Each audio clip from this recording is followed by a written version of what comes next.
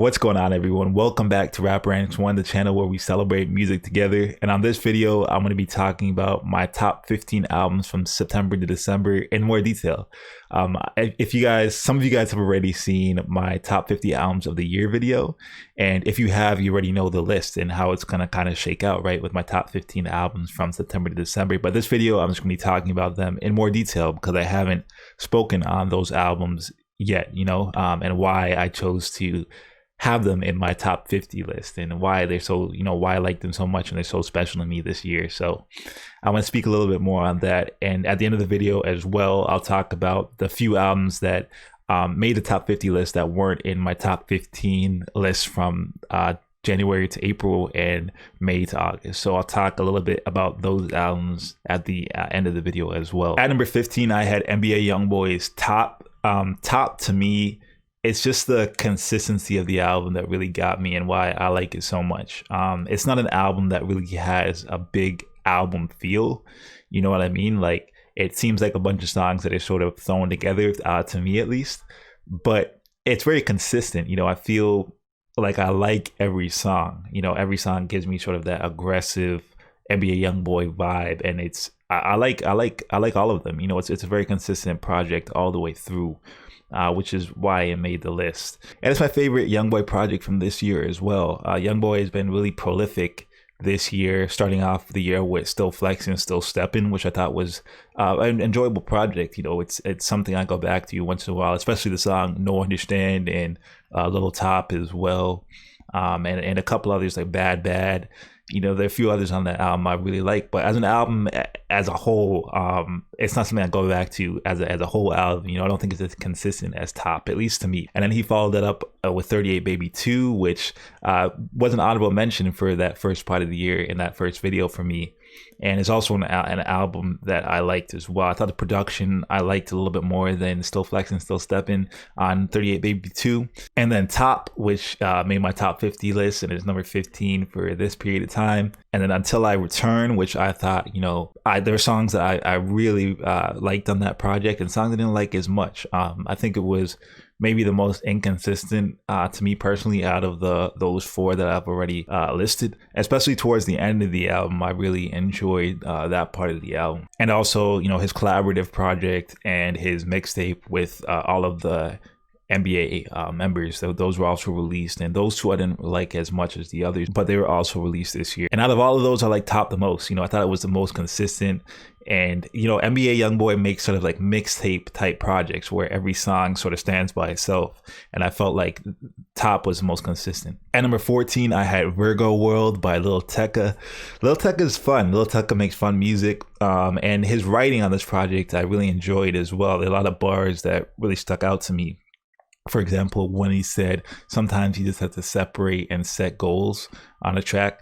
Stuff like that just stands out to me and really sticks with me. So this Tecca album, while the production is really fun and his hooks are really catchy and his singing is great, the writing I thought was also good, and I thought Tecca put a lot of effort into it. I could definitely see that. So it's something that I really enjoyed, and the catchiness of it brings me back to it as well. So it's a project that I like. And one of the beats that I found super interesting on this project actually was True to the Game. I love that sort of royal feel it has with the strings. It just sounds really cool to me. And there are a few of the beats on there that I like that on this project as well. So that's why I made my number 14, and another project that I really liked this year. Next, I had Reason's New Beginnings. Reason is an artist that I've really liked over the last couple of years, especially his first project, There You Have It, which I think I liked a little bit more than New Beginnings. But New Beginnings was also, I thought, a project I really liked, and I liked a lot of the messages that he had on there. His delivery, like it was on There You Have It, was really strong, I felt like, as well on this project. And he came with some really cool stories, following up on one of his songs on There You Have It, where he rapped about his cousin who was going through some addiction issues, and he kind of followed up on that story on this project. He also talked about women in hip hop and how he talked to Layla, who is Rhapsody, about sort of what it's like being a woman in hip hop and sort of the pitfalls that are there, or the things that people kind of expect of you and the troubles that you go through. So I really like this project. I thought there was a lot of good things about it. It felt like an album for sure. It had that album feel where the outro, which he talked about TDE in sort of a negative way, or things that could be happening behind the scenes that he's not quite sure of, as sort of a moment to end the album and reflect sort of on things. And there's a lot of different songs. You guys already saw my top 5 from this album, but like Pop with Schoolboy Q, and there's a few other songs on there that I really like personally. But as a whole, it's really easy to listen to this project as an album, and I thought it was really cool. I really like Reason and what he's been doing, so I'm super hyped for what he puts out next. At number 12, I had Common's A Beautiful Revolution. Common, I thought, really killed this project. I love the message of it, and I love the beautiful revolution in concept, where a revolution doesn't have to be bloody. A revolution doesn't have to be something that's this awful thing. It can be beautiful, a beautiful, calm, peaceful revolution.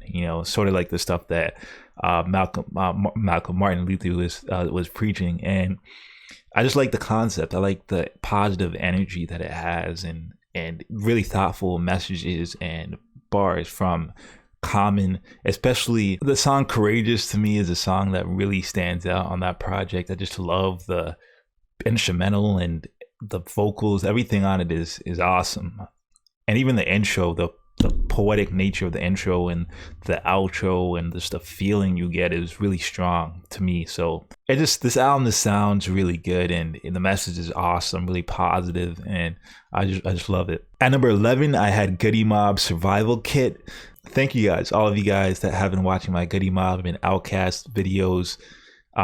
Just like I've said to the people who've been watching my Eminem videos, Outkast reactions were some of the first reactions I had on my channel. And it's been awesome, getting to listen to Outkast and get to know, Southern hip hop more, old school Southern hip hop, because I wasn't too familiar with it. And it's been great, and this Goody Mob project that came out this year was awesome. I really liked it. Similar to the Common album, I think it had a more positive feel, a positive outlook. I thought they were more ambitious with the production though, and the beats. I thought it was interesting the direction that they chose with some of the instrumentals, but in a good way, and definitely in a good way. And they had features by Andre and Big Boy as well, which was cool. It's cool hearing Andre, who doesn't do that many features, on a feature Goody Mob here in 2020.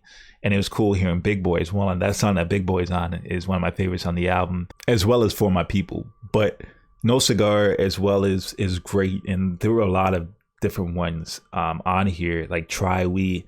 I really like a lot of them. And it's definitely an album, it feels like you're listening to an album where the start is really cool, or they're like Goody Mob, ready, like in a very robotic, chopped way. So I thought that was cool how they started the album off that way, and then it ends on a very bow out moment, very soulful moment. So definitely feels like an album. I've really been enjoying it over the last month, and it's definitely something that I've loved this year. So this year has been awesome for music, man, and this album definitely has been a really good bright spot in that. So yeah, it was cool. Next, I had Homeboy Sandman's Don't Feed the Monster, and I already talked about this project. I have a whole video on it, short video, quick thoughts video, but I'll speak a little bit more on it now. In addition to what I said, sort of that video was more about what I found interesting about the concept of it.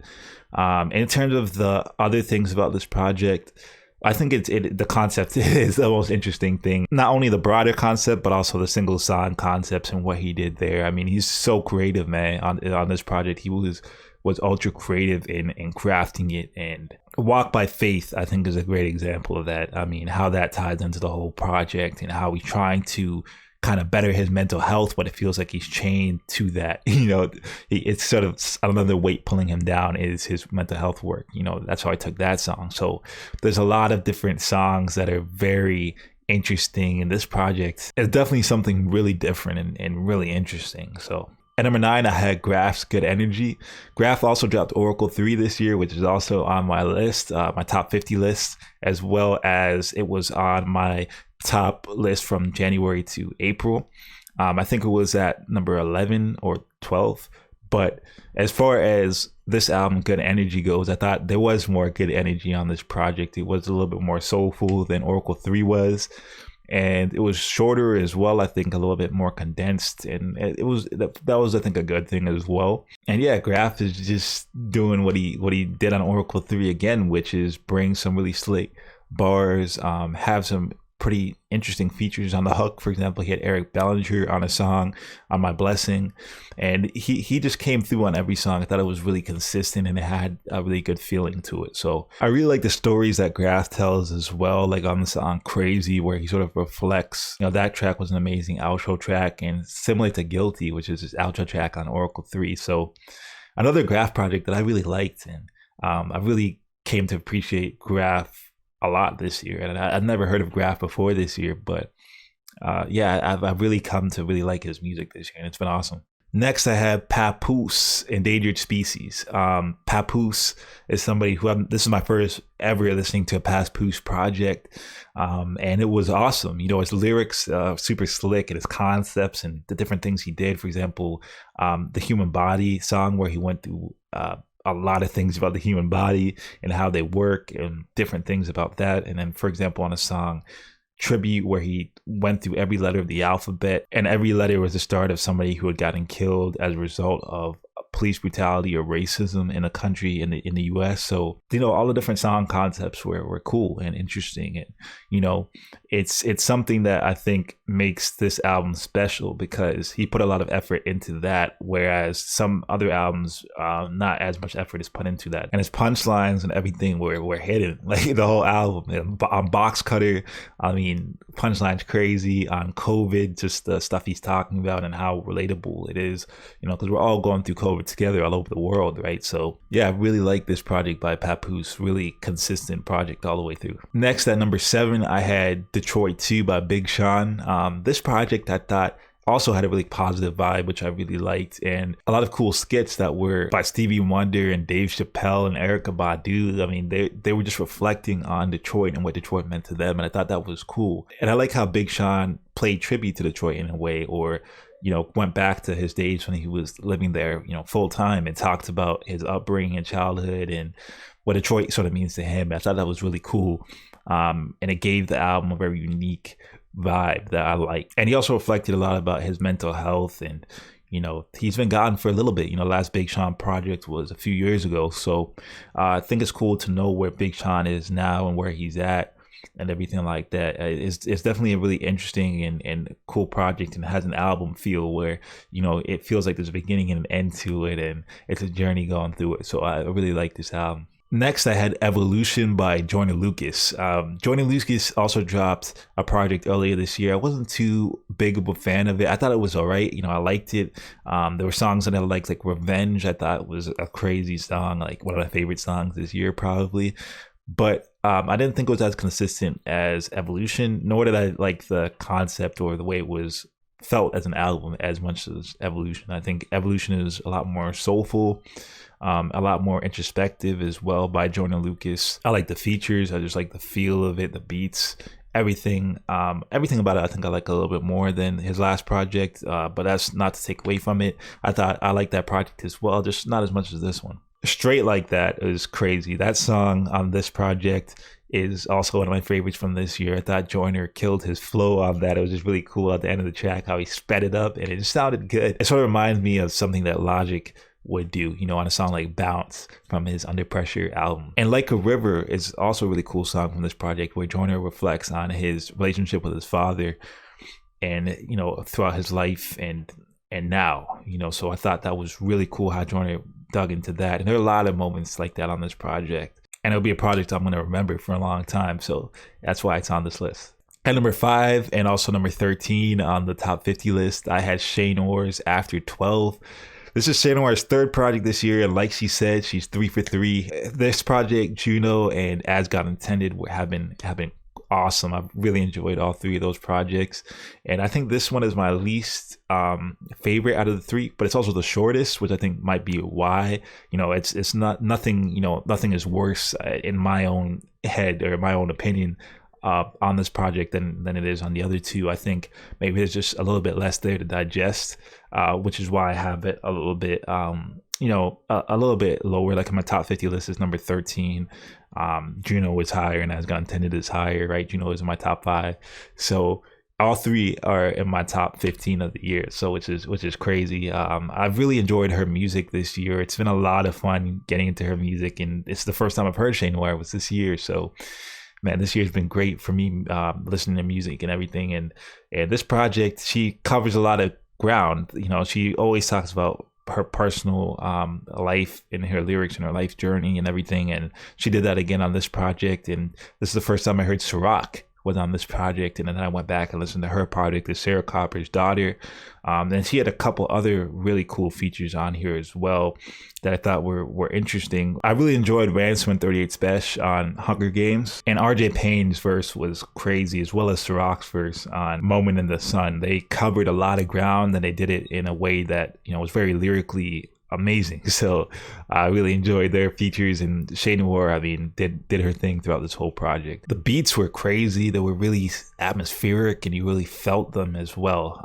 Really soulful instrumentals like she's had on the other 3 projects. At number 4, I had Blanco 3 or Blanco Tres by Millies. Millies is an artist that I've sort of been aware of for a couple of years, and then I never really got into his music. And then this year I listened to Blanco 3 or Blanco Tres. I was like, man, this is pretty good. This is awesome. Actually, he really cuts deep, man, into his personal life, and just the instrumentals are crazy on this project.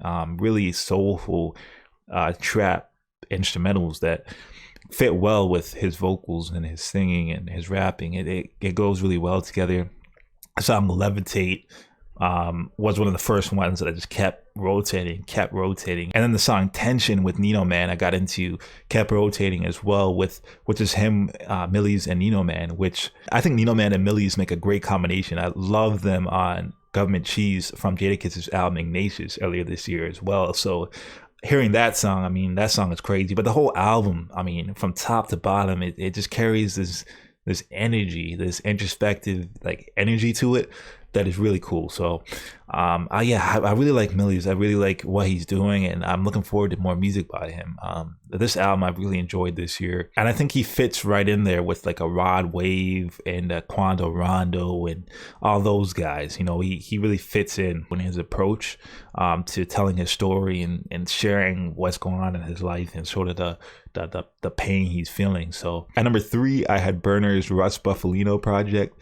I thought this project as well, had a really interesting vibe to it, almost like a mob boss type vibe, which Burner always has. I've been listening to Burner actually for quite a while, for maybe like 6 years or so. Not every project, but most of his projects I've heard. And this project to me is just super consistent, really consistent. And his bars are there, his punchlines are hitting. A lot of great features from T Grizzly to Damian Marley and Stephen Marley. The song Stove with Frank Nicotina. I mean, there's a lot of different features that kill their feature and add to the vibe of this project, which is really laid back but still sort of menacing, in its feel. But I can't stress the consistency of this album enough. Like, every song is really, really good on this project, in my opinion, or at least like every song a lot on this project. I can just randomly pick a song and go through the album, and I like every track on it. So, and at number 2 on my list, I had Conway the Machine, From King to God.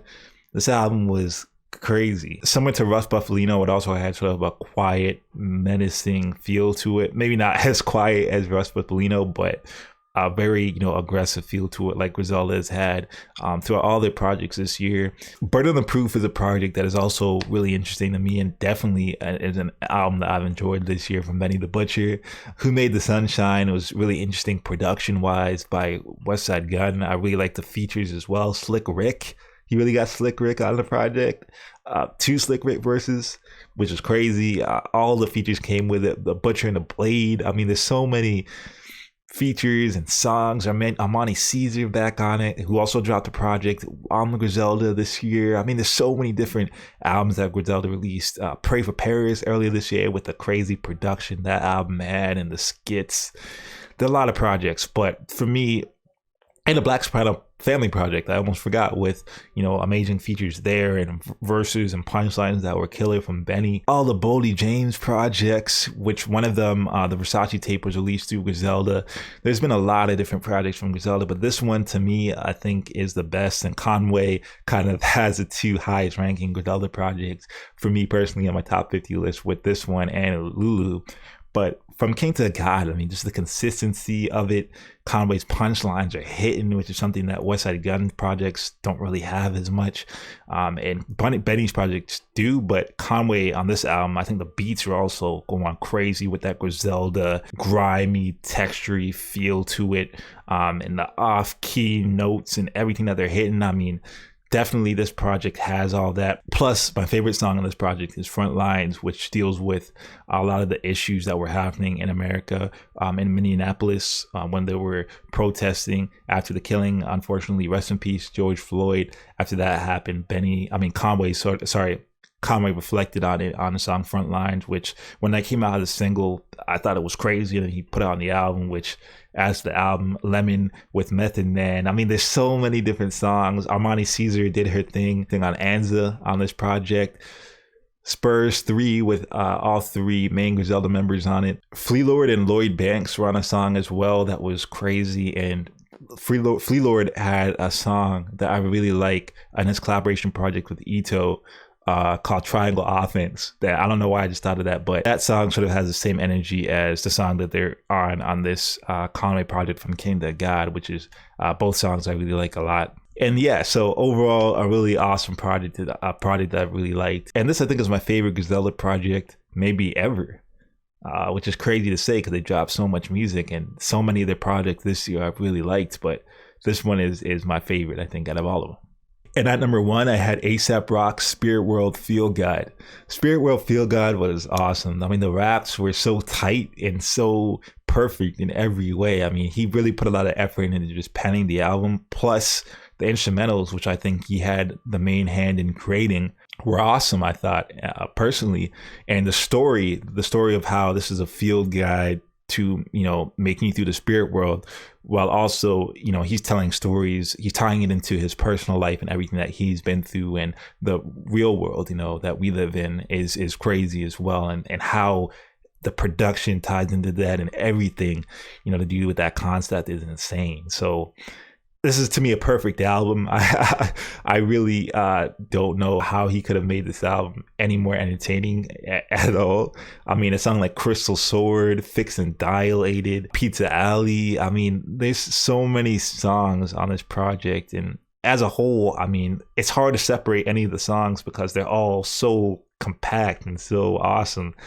It's really hard to really separate them, but this is a crazy album, awesome project. I mean, I've loved listening to it because every time I listen to it, I feel like I gain some new insight into him and the album concept and everything that's going on. It's crazy.